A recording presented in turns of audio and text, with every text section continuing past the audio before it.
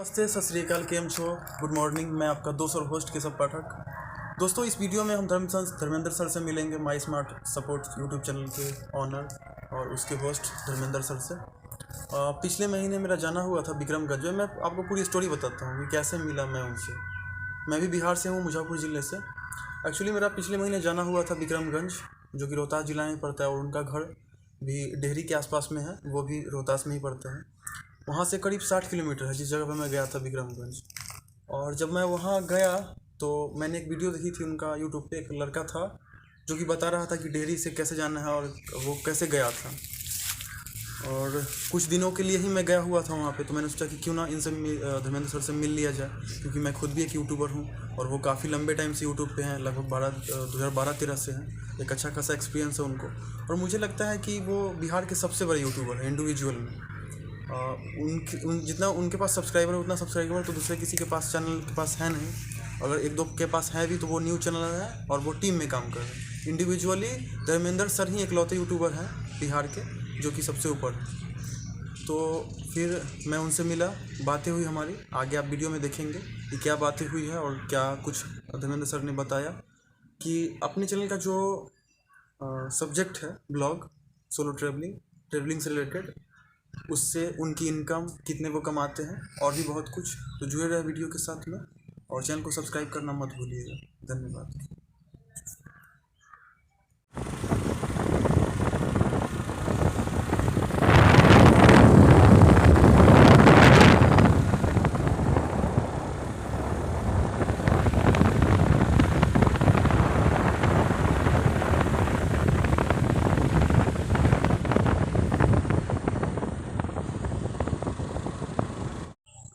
Sir, हमारे channel का जो कैटेगरी है ब्लॉग, तो इसका एडवांटेज और डिसएडवांटेज क्या है और ग्रोथ कैसे करें, इसके बारे में कुछ बताएं। जो देखिए व्लॉगिंग कैटेगरी है जिसमें व्लॉग्स, वीडियो व्लॉग्स जो बनाते हैं, उसका सबसे बड़ा एडवांटेज ये है कि लोग कनेक्ट होते हैं आपसे। दूसरे कैटेगरी में जैसे अगर टेक चैनल है या फिर कुकिंग चैनल है, तो वो लोग मतलब से देखते हैं कि हमको टेक में ये चीज़ सीखना है, तो वो हम सीख लिए उससे। और कुकिंग में है कि खाना बना रहे हैं, वैसे जो चीज़ें आप सिखा रहे हैं वो चीज़। लेकिन व्लॉग की खासियत क्या है कि व्लॉग चैनल्स में आपसे लोग कनेक्ट हो जाते हैं, आपसे एक वर्चुअली दोस्ती हो जाता है उनको। वो क्या आप क्या कर रहे हैं उसमें इंटरेस्टेड होते हैं, वो देखना चाहते हैं एक तरह से। तो इससे जो एक्टिव ऑडियंस होते हैं वो काफ़ी बढ़ते हैं और काफ़ी ज़्यादा होते हैं। वही आप एग्जांपल ले लीजिए कि जैसे फ्लाइंग बीस्ट का ले लीजिए, मुंबई कल निखिल का ले लीजिए, और भी जो पॉपुलर ब्लॉगर्स हैं आप देखेंगे उनके 2 मिलियन सब्सक्राइबर्स, उनके व्यूज़ भी लगभग उतने आ जाते हैं, लगभग हर वीडियो पे, उससे थोड़े बहुत कम। यानी सोचिए कितने एक्टिव सब्सक्राइबर्स हैं। तो और सबसे बड़ी बात ये होती है वहाँ पे कि इंटरेस्ट ऑफ कंटेंट। जैसे टेक में ज़रूरी नहीं है कि हमने आज जो लोग मोबाइल के बारे में बताया, कल सॉफ्टवेयर के बारे में बताया, ज़रूरी नहीं है कि जो मोबाइल के बारे में इंटरेस्टेड है वो सॉफ्टवेयर के बारे में भी इंटरेस्टेड होंगे और वीडियो देखेंगे। लेकिन व्लॉग्स में क्या है कि एक तरह से टाइम पास के लिए, एंटरटेनमेंट के तौर पे सब कुछ देख लेता है आदमी। तो ये पॉजिटिव पॉइंट है इसके। अब ये तो हमने आपको एडवांटेजेस बता दिया, अब डिसएडवांटेज या फिर कौन कह लीजिए उसको बताता हूँ। देखिए, जब आप शुरुआत करते हैं एक व्लॉग चैनल, तो इनिशियली आपको कोई नहीं, अगर पर्सनल व्लॉग बनाना चाहते हैं अपना लाइफस्टाइल, तो आपको कोई नहीं जानता है। अगर नहीं जानता तो बहुत दिक्कत होती है व्यूज़ पाने में। नॉर्मली टेक चैनल पे, उसमें या फिर दूसरे कैटेगरी के चैनल पे होते हैं, वो कंटेंट के बारे में ढूंढते आ जाते हैं। लेकिन एक लाइफस्टाइल अगर आप ब्लॉगर हैं तो आपके जब तक पॉपुलर नहीं होंगे तो आपको देखेगा नहीं। हाँ, वही पॉपुलर हो जाएगा तो कुछ भी देखेंगे, लेकिन पॉपुलर नहीं है तब तक तो मुश्किल होता है थोड़ा। इसलिए अगर जो व्लॉगर्स हैं वो पर्सनल लाइफस्टाइल ब्लॉग बनाने से पहले क्या कीजिए कि आप किसी पॉपुलर प्लेसेस, जो पॉपुलर जिसके बारे में लोग सर्च करते हैं, तो वहाँ विज़िट कीजिए, उसके व्लॉग्स बनाइए। जैसे ताजमहल हो गया, मतलब जो भी गोवा हो गया, ये सारी चीज़ें जो लोग काफ़ी, मनाली वगैरह हो गया, फूड्स को एक्सप्लोर कीजिए, जो बहुत रेस्टोरेंट वगैरह हो, जो बहुत फेमस है, जो बहुत चलते हैं लोग, वो सब चीज़ें। और मतलब फेमस चीज़ों का व्लॉग बनाइए थोड़ा, ताकि लोग उस वीडियो के माध्यम से सर्च करते करते आपके वीडियो तक पहुँचे, और जब आपके वीडियो देखने लगेंगे, सब्सक्राइब कर लेंगे, तो खुद ब खुद कुछ दिन के बाद आपका लाइफस्टाइल वो लोग देखना पसंद करने लगेंगे। तो ये एक डिमेरिट यही है कि शुरुआत में आपको थोड़ा लंबा खींचना पड़ता है। बाकी बहुत बढ़िया कैटेगरी है व्लॉगिंग, और यूट्यूब पे व्लॉग्स काफ़ी चलते हैं। हाँ, एक इसका एक और डिसएडवांटेज है कि आपको ट्रैवल करना पड़ता है, एक्सपेंसेस होने चाहिए आपके पास रहने के लिए, खाने के लिए, ये सारी चीज़ें भी वहाँ पे होती हैं। तो वो चीज़ को देख के एक थोड़ा सा एक्सपेंस होता है। कैमरा जो होता है वो भी लोग काफ़ी महंगे स्मार्ट, हालांकि कोई दिक्कत नहीं है, स्मार्टफोन से भी शूट कर सकते हैं। शुरुआती दौर में हम लोगों ने भी स्मार्टफोन से स्टार्ट किया था, और आज बहुत सारे लोग ऐसे किए थे, और आज के डेट में अच्छे डिवाइसेस इस्तेमाल करते हैं। और सर कैटेगरी वाइज टेक में ज़्यादा पैसा यूट्यूब देता है, सीपीसी मतलब, या ब्लॉग वाले में? नहीं, ये तो क्लियर है कि टेक में जो आपको एड्स के भी रेवेन्यू जो मिलते हैं वो काफ़ी ज़्यादा होते हैं एज़ कम्पेयर टू व्लॉग्स।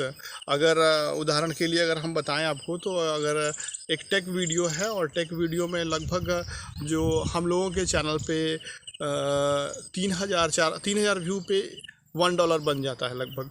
वही अगर व्लॉग्स चैनल पे बात करें, तो व्लॉग चैनल पे लगभग 6,000 के आसपास, 6,000-7,000 पे $1 बनता है 6,000 व्यू पे, तो काफ़ी ज़्यादा है। लेकिन एक चीज़ कहना चाहूँगा कि जब आप पॉपुलर हो जाएंगे इस कैटेगरी में, तो एडवर्टाइजर्स आजकल क्या हो गया कि एडवर्टाइजर्स चैनल बेस्ड, मतलब इस चैनल पे ही हम एडवर्टाइज़ करेंगे, आजकल ऐसा सिचुएशन आ गया है।